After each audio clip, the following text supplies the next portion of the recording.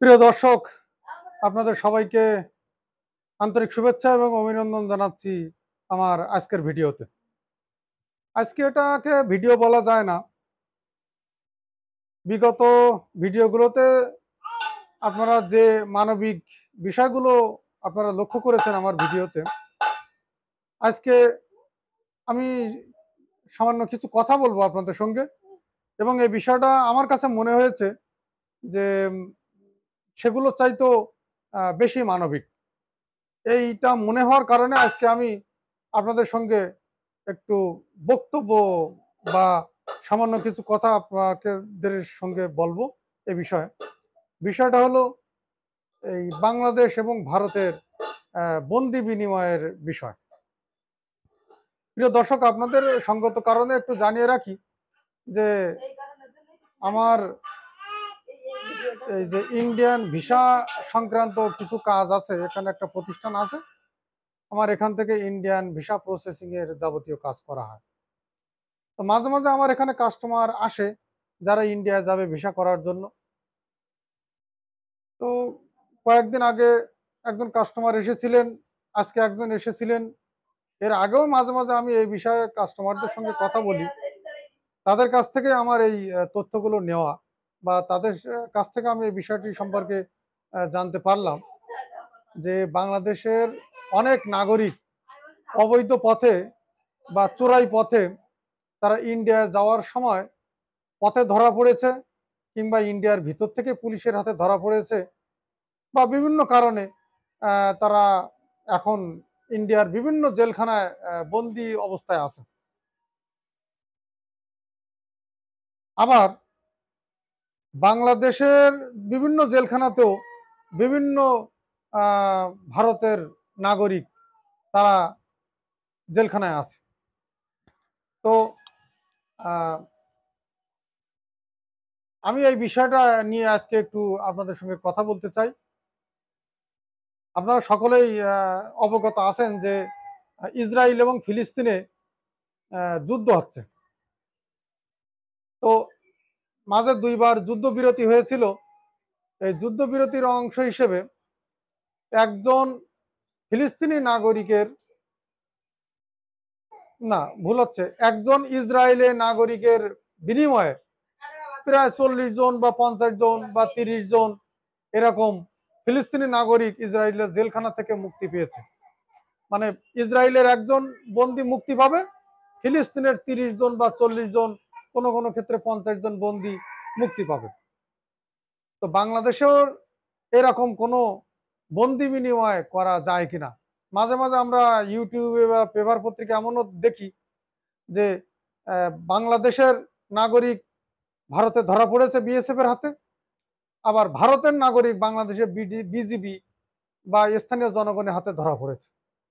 পরবর্তীতে এই ভারতীয় নাগরিকের বিনিময়ে বাংলাদেশের নাগরিককে তারা ছেড়ে দিয়েছে। তো মাননীয় সরকার প্রধান বর্তমানে ডক্টর ইউনূস স্যারের কাছে আমার আকুল আবেদন যে এই মানবিক বিষয়টা অতি গুরুত্বের সঙ্গে বিবেচনা করা যায় কিনা।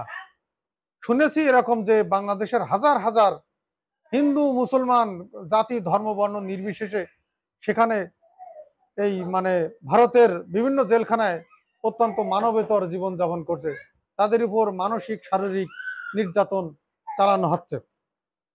আবার বাংলাদেশে জেলখানাতেও যেসব বন্দী রয়েছেন তারাও অনেক দিন তাদের পরিবার পরিজন থেকে বিচ্ছিন্ন।